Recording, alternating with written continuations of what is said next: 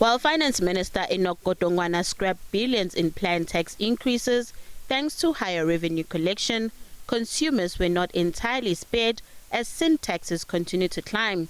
Speaking at the Momentum post-budget breakfast in Cape Town, National Treasury Director-General Dr. Duncan Pieterse says while the relief is welcome, Treasury is closely monitoring the tax burden on both households and business. The idea that both corporates and households are quite overburdened from a tax perspective, and you can see it in our tax to GDP ratio, is something that we are very sensitive to, and something that we continue to monitor.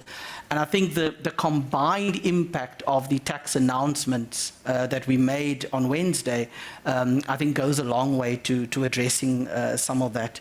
Godongwana announced that the social relief grant will be kept at 370 Rand, while all other social grants will be adjusted come 1 April 2026.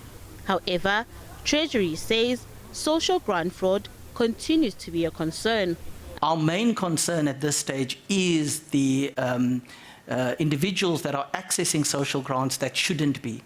And we've already identified around 3 billion rands in savings over the next few years, and we think that there's more there as we ensure that we do proper verification.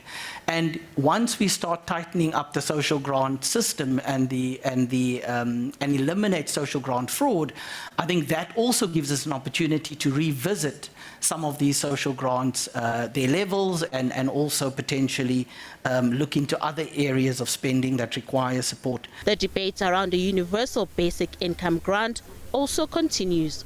When asked about the basic flat income support, Pieterse warned that such a move could dilute the effectiveness of the current targeted support system.